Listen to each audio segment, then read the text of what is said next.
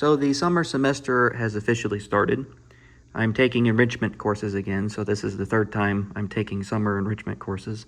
The first year and second year are very different from what I'm doing now, because in the first 2 years I was here, the summer enrichment courses were super laid back, they were comfortable, there were no homeworks, assignments, or tests or quizzes or anything like that.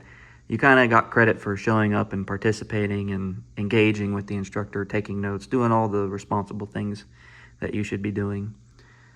And part of the reason they do that is because they know that a lot of people in those classes need to take their qualifying exams.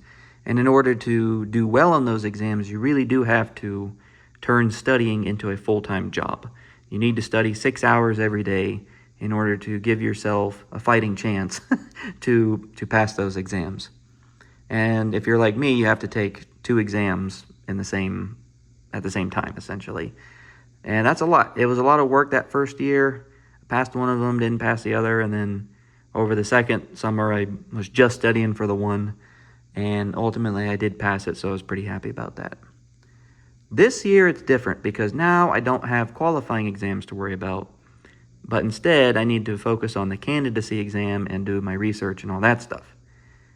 Moreover, I've decided to try and finally get this measure theory review session, series of videos, I should say, uploaded and posted to the YouTube channel, because I've been talking about this for, I think, 5 years now, because I took measure theory the first time in my master's program, and I was like, there needs to be a measure theory review series on YouTube, and I know what I'm looking for, essentially. And never did it, forgot about it, got distracted with other things, entered the PhD program, told myself I was going to do it again, didn't do it. And part of the reason for that is because I collect all my notes and I figure out exactly how it's going to look, and I plan everything out, and then I realize it's a much bigger task than I realize. So, but because I'm not preparing for quals this time, I was like, okay, let's just see if I can get those videos recorded and uploaded. And I would like them to be like posted to the channel one right after the other, which means, you know, it'll take some time to get through all of these, because these are the notes, by the way. These 5 packets are of measure theory notes I took over the spring semester that will more or less serve as my script for those videos. And there's going to be a lot of them, unfortunately, because, you know, to get through all of this and do like videos that are 20 to 30 minutes long, doing the math and how I ordered it, it'll take about 80 videos to get through. And I guess I'll show you them here in a second, but let me just finish with how I took these notes and what exactly I want to do with these videos, because I don't want to lecture. I'm not a lecturer. I'm a graduate student. I want to basically provide something that will serve as a nice review session, that will serve as like, how do I say this? Like if you're a student that's in the master's program or PhD program and you're studying measure theory and you don't understand it, which is usually the case a lot of times for me and my peers, these videos are really just supposed to, like, oh, I remember my instructor looking at this in class, and maybe I'll say something in some way that, you know, clicks for various viewers, because I've had friends that do that for me too. They'll say something in a certain way. It's like, oh, that made a lot of sense. Now I understand it. When the teacher said it, I didn't really get it, and I'm too scared to raise my hand and ask, because it's like, you're a PhD student, you're supposed to know this, which you do need to get over. But talking to other people, especially like-minded individuals, from their perspective, kind of can help you connect the dots a lot quicker. So that's kind of what I want to do with these videos.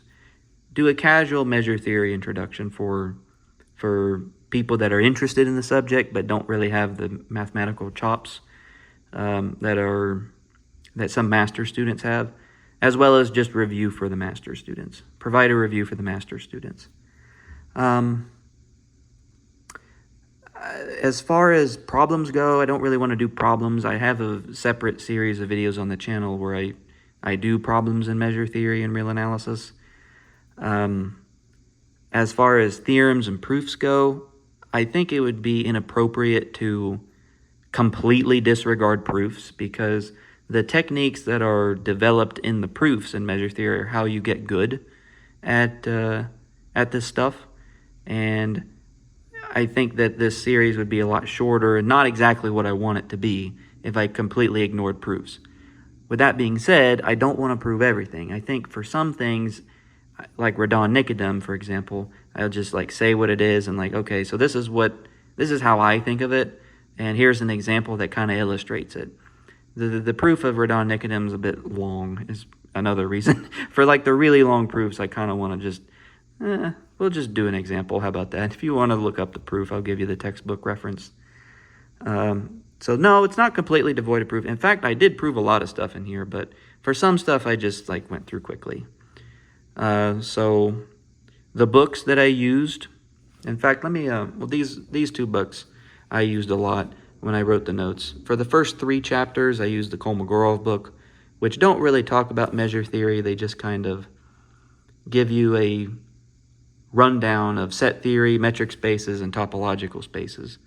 And then when I get actually into measure theory, I use the Zygmunt Whedon book, which I have criticized in the past, but I'm coming around to it just because I'm used to it. I want to use this book because I basically follow the construction of the Lebesgue measure the way this book does it. Some books do it differently, but I use this book's method for chapters 4, 5, and 6 in the series, which is just Lebesgue measure, Lebesgue measurable functions, and the Lebesgue integral. So those are the first 6 chapters, 7, 8, 9, and 10. So chapter 7 is about differentiation, 8 is about abstract measures, so not just the Lebesgue measure, and then integration after that, and then LP spaces. For that, I use the Stein-Shekarchi book a lot, but I also go back and forth between it and this book because I think that this book has a lot of things to say that the Stein book doesn't do, but I think overall the Stein book does explain it better, in my opinion, so I kind of leaned more on Stein than I did with this one, but I did supplement it with this one, so I kind of went back and forth.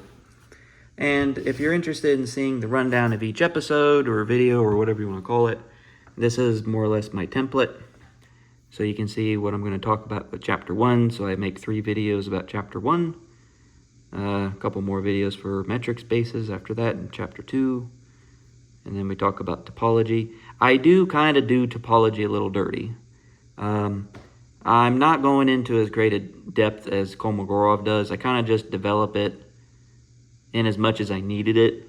I didn't want to get super crazy with like the axioms of separation and countability or whatever it is.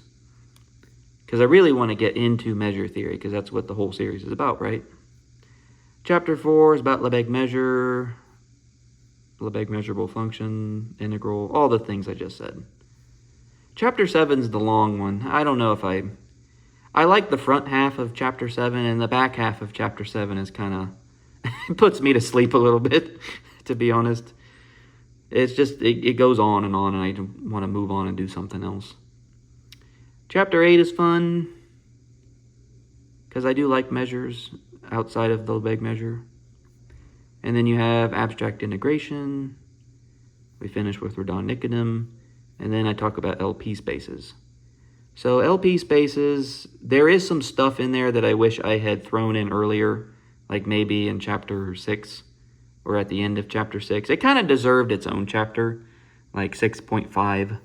But I didn't want to do that, so I just shoved it in at the end. And then I later regretted it because there were some tools I kind of wish I had earlier that would have made more sense.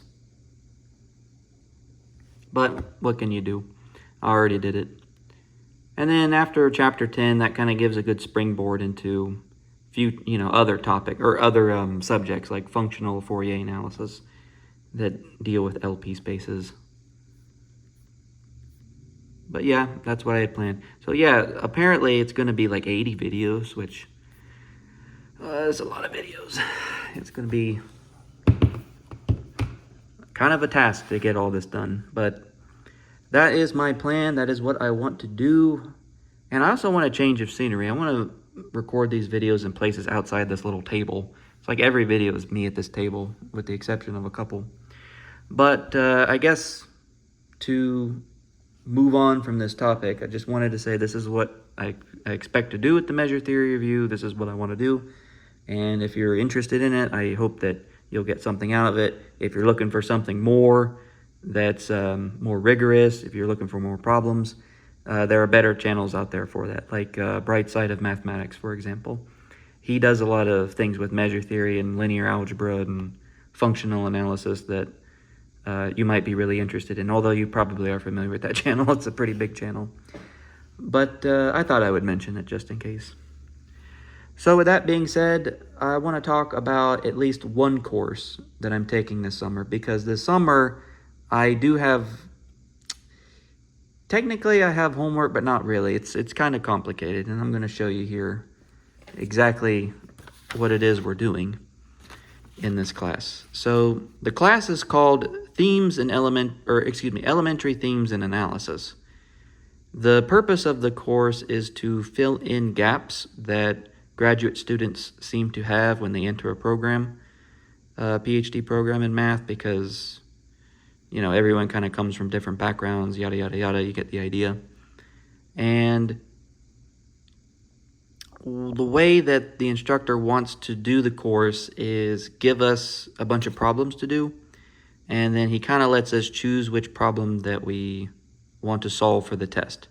So this is kind of unorthodox, and it'll be kind of strange to hear it for the first time. So this is basically what it is. He's taken the course and he split it up into 2 or 3 modules, depending on what he wants to talk about. The first module is about linear algebra, which is what this homework sheet's about. So at the end of the module, he's going to give us an exam. The exam will have one theorem that he picks, and the question will be, prove this theorem. And the theorem is worth 5 points. So if you prove the theorem, you get 5 points.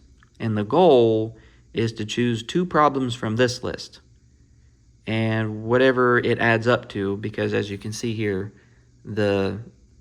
each problem is worth as many points as the number it's given. So problem number k is worth k points, which means the first problem's worth 1 point, second problem's worth 2 points, and then the hard one at the end, problem 8, is worth 8 points. And the idea is that you want to get up to 12 points to get an A for the course, or A for the module. So if you choose to do the theorem, you'll get 5 points from that, and then you need 7 more to get to 12. Which you might say, like, wait a minute, what's going on here? Because what happens because you're only allowed to choose 2 problems. So let's say that you choose theorem, and then you choose problem 1 and problem 2, and you solve both of them. Well, you get 5 from there, 1 from here is 6, 2 from here is 8. So then you get 8 out of 12, and that's as many points as you get for the module, which means you don't get a very good score. So what he's trying to do is like, okay, you want to do the theorem, but if you want to get an A for the course, you got to choose some harder problems to get there. And I kind of like problem 3 and 4, because these guys at the end kind of spook me. They're a little bit scary, so to speak. And, you know, he's mentioned problem 8 a couple times, like how notoriously hard it is, and I fully believe him. He goes, no one in here can probably solve problem 8, at least at the moment.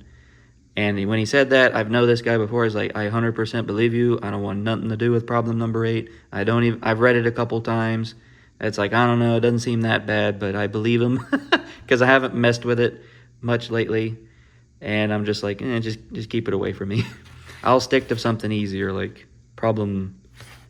Well, I guess if I want to choose the theorem, then I'm forced to choose 3 and 4, because that's 7 and 5 gives me 12. But we don't have to do the theorem as another situation. If we don't want to prove the theorem, we can make up those 5 points elsewhere, but you're forced to choose 2 harder problems from down here, which I don't really want to do. There's a debate among us students about what the best option for us to do is. Do we do the theorem and then 2 easy problems, or we skip the theorem and do 2 hard problems?